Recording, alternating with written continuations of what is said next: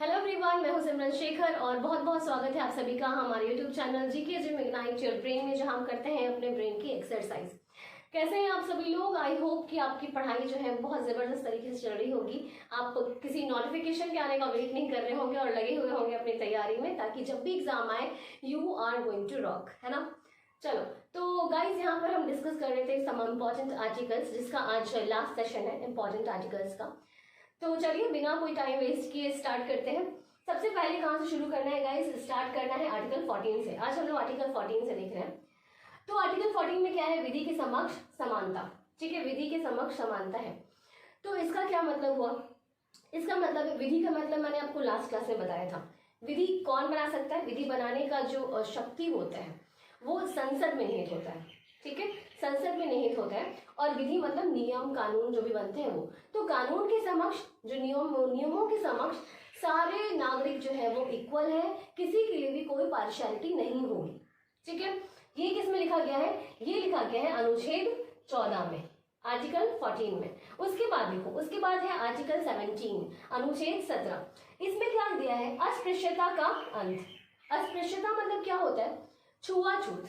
ठीक है, अस्पृश्यता मतलब क्या होता है? छुआछूत।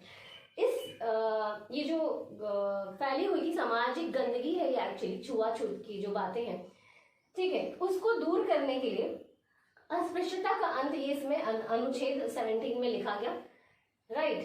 ताकि किसी को भी इससे गुजरना ना पड़े, कोई भी इसका विक्टिम ना बने। ठीक है, तो छुआछूत जैसी चीजों को खत्म करने के लिए इसे अनुच्छेद 17 में इसे मेंशन किया गया है। 19(1) में देखिए, अनुच्छेद 19(1) का क, अनुच्छेद 19(1) का क देखें तो प्रेस की स्वतंत्रता के बारे में बताया गया है। ठीक है, प्रेस की स्वतंत्रता इसमें बताई गई है। आपके लिए होमवर्क है कि आप बताना कि प्रेस की स्वतंत्रता, ठीक है, इसमें इंडिया का रैंक क्या है। ठीक है, प्रेस की स्वतंत्रता में इंडिया का रैंक क्या है, ये आपका होमवर्क है, आप इसे बताना। चलो, 23 में क्या है? बाल श्रम निषेध, जो चाइल्ड लेबर है उसको खत्म करने के लिए उसकी मनाही की गई है। किसमें? अनुच्छेद 23 में, आर्टिकल 23 में बाल श्रम निषेध, चाइल्ड लेबर को मना किया गया है। 21 का क, 21 का में देखिए, बच्चों के लिए निःशुल्क शिक्षा। शिक्षा भी है, ये हमारा अधिकार है, हर एक का अधिकार है शिक्षा को प्राप्त करना। तो उसके लिए लिखा गया है, कई सरकारी स्कूल वगैरह भी खोले गए हैं, है ना, ताकि जो भी ऐसे बच्चे हैं जिनका जो फी नहीं पे कर सकते, जो बड़े बड़े प्राइवेट स्कूल्स में नहीं पढ़ सकते, वो यहाँ पर पढ़ सकें। तो उनके लिए निःशुल्क शिक्षा का भी प्रावधान है। ये किस में लिखा गया है? 21 के क में लिखा गया है, अनुच्छेद 21 क में। ठीक है, चलो ये 5 हमने देखा, फिर से देखो इसको। 14 में क्या बताया गया है? अनुच्छेद 14 जो है आर्टिकल 14, इसमें बताया गया विधि के समक्ष समानता। जो भी कानून है उसके समक्ष, उसके सामने हर पर्सन जो है, हर नागरिक इक्वल है, किसी के लिए कोई भेदभाव नहीं होगा। उसके बाद अनुच्छेद 17 में क्या दिया गया है? अस्पृश्यता का अंत। छुआछूत जैसी बीमारी को खत्म करने के लिए, बीमारी नहीं एक्चुअली, गंदगी सोच वाली बीमारी है, दिमाग वाली बीमारी है ये। तो छुआछूत जैसी चीजों को खत्म करने के लिए इसे मेंशन किया गया है अनुच्छेद 17 में, आर्टिकल 17 में। 19(1) के क में अगर देखा जाए, 19(1) क में प्रेस की स्वतंत्रता, प्रेस की स्वतंत्रता के बारे में उल्लेख है यहाँ पर। ठीक है, 19(1) के क में, इसमें मैंने आपसे पूछा है कि आप बताओगे कि इसमें इंडिया का रैंक क्या है। हमने इसको पढ़ा है, राइट। चलो, अनुच्छेद 23 आर्टिकल 23 में देखें तो क्या है? बाल श्रम निषेध, राइट। चाइल्ड लेबर है, उसकी मनाही की गई है बच्चों के लिए, राइट। 21 के क में अगर देखा जाए कि 21 के क में क्या है, तो बच्चों के लिए निःशुल्क शिक्षा। जो भी बच्चे हैं जो फी पे करके बड़े बड़े स्कूलों में नहीं पढ़ सकते हैं, प्राइवेट स्कूल्स वगैरह में नहीं जा सकते हैं, उनको भी तो पढ़ने का हक है ना। तो सबके लिए निःशुल्क शिक्षा का भी प्रावधान है। ये किसने बताया गया? इसका उल्लेख किसमें हुआ है? 21 क में हुआ है। 52 अनुच्छेद 52 की बात करें। चलो, अब भारत के राष्ट्रपति, भारत का एक राष्ट्रपति होगा। ठीक है, इसमें एक किसमें बताया गया है? अनुच्छेद 52 में बताया गया है कि भारत का एक राष्ट्रपति होगा, राइट। और अनुच्छेद 54 जो है आर्टिकल 54, उसमें राष्ट्रपति के निर्वाचन की जानकारी दी गई है। 52 में क्या बताया गया भाई? 52 में बताया गया कि भारत का एक राष्ट्रपति होगा, राइट। और अनुच्छेद 54 में क्या बताया गया? कि राष्ट्रपति का निर्वाचन, राष्ट्रपति का निर्वाचन से संबंधित वो उसमें बताया गया है। ओके, तो अब हम लोग क्या देखते हैं, अब हम लोग देखते हैं 61 अनुच्छेद 61 जो है आर्टिकल 61 जो है उसको हम लोग देखते हैं। आर्टिकल 61 में क्या लिखा हुआ है गाइस? आर्टिकल 61 में लिखा है राष्ट्रपति का महाभियोग, है ना? क्या लिखा हुआ है? राष्ट्रपति का महाभियोग। अब महाभियोग क्या होता है ना? महाभियोग क्या होता है? महाभियोग उस प्रक्रिया को बोलते हैं, उस प्रोसेस को बोलते हैं जिसके थ्रू राष्ट्रपति को हटाने का प्रावधान है। महाभियोग क्या किसको बोलते हैं? उस प्रक्रिया, उस प्रोसेस को बोलते हैं जिसके थ्रू राष्ट्रपति को हटाने का प्रावधान है, उसे बोलते हैं हम लोग महाभियोग। अब महाभियोग कब लाया जा सकता है? महाभियोग सिर्फ तभी लाया जा सकता है, सिर्फ तभी यूज किया जा सकता है जब राष्ट्रपति का दुर्व्यवहार देखा गया हो, ठीक है, दुर्व्यवहार देखा गया हो, या फिर संविधान का उल्लंघन देखा गया हो, या उसका अक्षमता सिद्ध हो गया हो, यानी कि वो सक्षम नहीं है इस पोस्ट के लिए, ऐसा कुछ सिद्ध हो गया हो, तभी ये महाभियोग जो है वो लाया जा सकता है। ठीक है, चलो आगे देखो 72 में देखते हैं। आर्टिकल 72 में क्या लिखा गया है? आर्टिकल 72 में लिखा गया है कि राष्ट्रपति को क्षमा दान की शक्ति है। राइट, क्या है? क्षमा दान की शक्ति है। जैसे किसी को भी कोई सजा सुना दिया गया है तो राष्ट्रपति उसको उस सजा को माफ कर सकता है, उस सजा को क्या कर सकता है? कम कर सकता है। ठीक है, जैसे कि अगर किसी को मृत्यु दंड, फांसी की सजा मिल गई है तो उसको वो बदल कर राष्ट्रपति क्या कर सकता है कि उसको बदल कर आजीवन कारावास में कर सकता है, तब्दील कर सकता है। या फिर अगर किसी को 2 साल का कठोर कारावास की सजा मिल गया हो तो राष्ट्रपति क्या कर सकता है? उसको 1 साल के कठोर कारावास की सजा में कन्वर्ट कर सकता है। तो यही होता है, किसमें बताया गया इसके बारे में? आर्टिकल 72 अनुच्छेद 72 में इसे बताया गया है।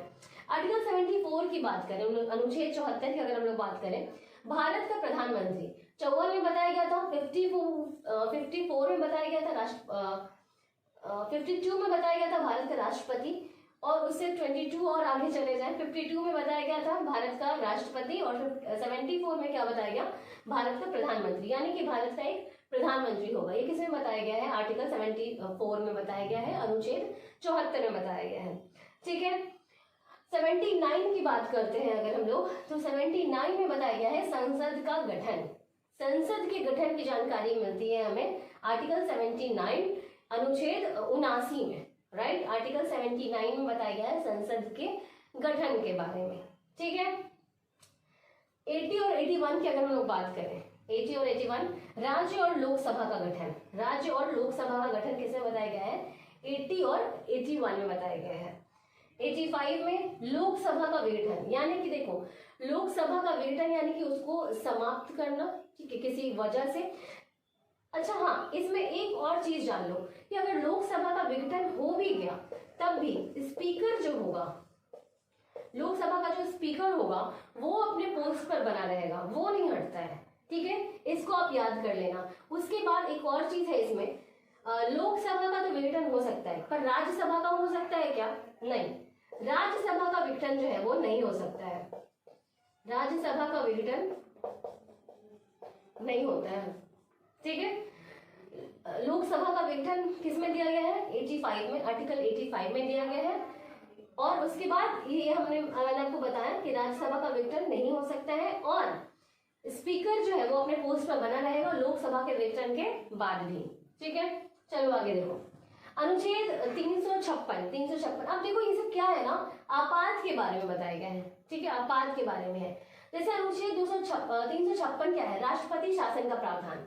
ठीक है, राष्ट्रपति शासन कब लग सकता है? जैसे अगर कोई राज्यपाल, किसी राज्य का राज्यपाल, इधर मैंने यहाँ पे मेंशन किया है राज्यपाल द्वारा रिपोर्ट पर, अगर कोई किसी राज्य का राज्यपाल अगर रिपोर्ट देता है, राष्ट्रपति को ये रिपोर्ट देता है कि उस राज्य में संवैधानिक जो सिस्टम है वो फेल हो गया है, ठीक है, असफल हो गया है, तो उस समय क्या होता है कि राष्ट्रपति शासन वहां पर लग जाता है। ठीक है, राष्ट्रपति शासन लग जाता है अगर राज्यपाल बोले कि वहां का संवैधानिक तंत्र जो है वो फेल हो गया है, असफल हो गया है। तो 360 में अगर देखें तो 360 है वित्तीय संकट का प्रावधान, वित्तीय आपात। ठीक है, 360 में वित्तीय संकट, वित्तीय आपात। वित्तीय आपात अगर कोई भी भाग, किसी देश का कोई भी भाग जो है वो वित्तीय फाइनेंशियल स्टेबिलिटी, फाइनेंशियल कंडीशन जो है वहां का स्टेबल नहीं है, ठीक है, वित्तीय स्थिति जो है वहां के अंदर स्थिर नहीं है, तो वहां पर क्या लग जाता है, वहां पर वित्तीय आपात लगा दिया जाता है। अभी तक ग्रेटफुली नहीं लगा है ये वित्तीय आपात, राइट। 368 में संवैधानिक संशोधन, इसमें है कि अब संविधान में भी संशोधन किया जा सकता है। कई बार पढ़ोगे आप तो बहुत बार लिखा गया है कि किस संविधान संशोधन के तहत क्या बदलाव लाया गया। जैसे हमने यहाँ पर अनुच्छेद में ही पढ़ा था ना कि 44वां संविधान संशोधन जो हुआ था, 44th, ठीक है, 44वां संविधान संशोधन जो हुआ था, उसमें क्या किया गया था, संपत्ति के अधिकार को हटा दिया गया था। संपत्ति के अधिकार को, संपत्ति का अधिकार जो है उसको हटा दिया गया था। ये 44वें संविधान संशोधन में हुआ था। तो संशोधन मतलब क्या होता है, उसमें बदलाव लाना, उसको थोड़ा ठीक करना, ठीक है। तो इसमें 368 में लिखा गया है कि संविधान संशोधन का प्रावधान होगा कि संविधान में संशोधन किया जा सकता है, ठीक है। 351 में बात करें, हिंदी भाषा के बारे में लिखा गया है। 351 में कई बार एग्जाम में पूछा गया है ये सब। वित्तीय आपात, ऐसा भी आता है कि कौन सा आपात जो है वो अभी तक नहीं लगा है, तो वित्तीय आपात नहीं लगा है, ठीक है। राष्ट्रपति शासन का प्रावधान 356 में है। लोकसभा का गठन 85 में है। काफी सारे के सारे इंपॉर्टेंट है। 351 में क्या लिखा गया गाइस, 351 में लिखा गया है हिंदी भाषा के बारे में। हिंदी भाषा के बारे में कि इसका प्रसार करना, ठीक है, प्रसार करना, उत्थान करना, हिंदी भाषा को आगे बढ़ाना, ठीक है, उसके बारे में लिखा गया है 351 में, हिंदी भाषा के बारे में, ठीक है।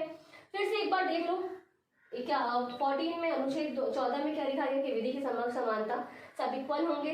17 में लिखा गया अस्पृश्यता का अंत, छुआछूत जो है उसको खत्म करने के बारे में उल्लेख है। 19(1) में क्या है, प्रेस की स्वतंत्रता। 23 में क्या है, बाल श्रम निषेध, चाइल्ड लेबर को हटाने के लिए लिखा गया है। 21 में क्या लिखा गया, बच्चों के लिए निःशुल्क शिक्षा होगा। 52 में लिखा गया भारत के राष्ट्रपति के बारे में। 54 में लिखा गया राष्ट्रपति का निर्वाचन। 61 में महाभियोग, राष्ट्रपति को हटाने की जो प्रक्रिया होती है उसे कहते हैं हम महाभियोग कहते हैं। क्यों लगाया जाता है ये मैंने बताया आपको। 72 में क्या है कि क्षमादान की शक्ति है, राष्ट्रपति किसी की जो गलती है उसको क्षमा कर सकता है, किसी की सजा को क्षमा कर सकता है। अगर उसे फांसी की सजा मिली है तो उसको हो सकता है कि वो पूरा ही माफ कर दे, या फिर ये हो सकता है कि फांसी की सजा को कन्वर्ट करके आजीवन कारावास में चेंज कर दे। इसको कहाँ से लिया गया है, एक क्वेश्चन अच्छा मुझे याद आ गया। ये जो क्षमादान की शक्ति, ये आखिर किसके संविधान से लिया गया है, तो ये अमेरिका के संविधान से लिया गया है गाइस, ये अमेरिका से लिया गया है। जैसे हमने पढ़ा था ना कि नीति निर्देशक सिद्धांत जो है उसे आयरलैंड से के संविधान से लिया गया है। तो ये जो राष्ट्रपति को क्षमादान की शक्ति जो है वो अमेरिका के संविधान से लिया गया है। हालांकि यहाँ क्या होता है ना, अमेरिका में इंडिपेंडेंट होता है, राष्ट्रपति का जो निर्णय होता है, जो फैसला होता है वो इंडिपेंडेंट होता है। राष्ट्रपति को ये बताने की भी जरूरत नहीं है वहां पर कि उसने क्यों ये क्षमादान दिया, उसको कोई कारण देने की भी जरूरत नहीं पड़ती है, ठीक है। वहां पे वो इंडिपेंडेंट फैसला लेते हैं राष्ट्रपति जो है अमेरिका में। बल्कि पर इंडिया में क्या होता है कि इंडिया में एक संसद जो है, एक पैनल होता है जिसके थ्रू मतलब इंडिया में इंडिपेंडेंट ही होते हैं राष्ट्रपति इस फैसले को लेने के लिए, ठीक है। एक विचार विमर्श के बाद ही इस फैसले को लिया जाता है। हालांकि ये ठीक भी है, राइट। चलो लोकसभा का विघटन ये हमने देखा, सॉरी यहाँ से हम लोग देख रहे थे ना। 74 में भारत का प्रधानमंत्री, 79 में संसद का गठन, राइट। 80 और 81 में राज्य और लोकसभा का गठन बताया गया है। 85 में लोकसभा का विघटन, जिसे मैंने आपको बताया कि लोकसभा के विघटन होने के बाद भी राज्यसभा का विघटन जो है वो नहीं होगा, और स्पीकर जो होगा, लोकसभा का स्पीकर जो होगा वो अपने पद पे बना हुआ होगा। आपको बताना है कि अभी लोकसभा के स्पीकर कौन है। चलिए 356 में राष्ट्रपति शासन का प्रावधान कब होगा, अगर कोई राज्यपाल रिपोर्ट करे कि राज्य में जो संवैधानिक तंत्र है वो फेल हो गया है, असफल हो गया है, तो वहां पे राष्ट्रपति शासन जो है वो लग जाएगा। 360 में वित्तीय संकट का प्रावधान, वित्तीय आपात के बारे में बताया गया जो अभी तक नहीं लगा है, ठीक है, अभी तक नहीं लगा है ये।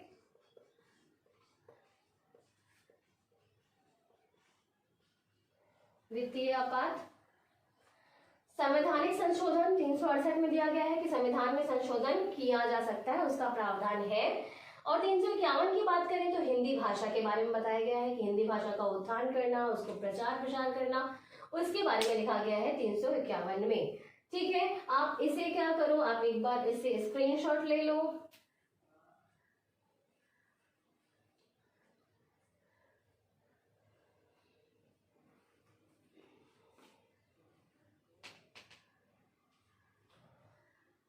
ओके, तो आई होप आपने ये स्क्रीनशॉट ले लिया होगा, एक जगह पे नोट करके रख लो ताकि आप इसे टाइम टू टाइम रिवाइज कर सको, राइट। और फिर ठीक है, मिलते हैं नेक्स्ट वीडियो में। अगर ये वीडियो आपको हेल्पफुल लगा होगा तो जरूर इसे लाइक कीजिएगा, शेयर कीजिएगा अपने फ्रेंड्स के साथ। एंड यस, लास्ट टाइम आप शायद सब्सक्राइब करना भूल गए थे, तो इस बार भूलिएगा मत, इस बार जरूर सब्सक्राइब करना आप, राइट। तो मिलते हैं नेक्स्ट वीडियो में, तब तक के लिए tata bye bye, see you.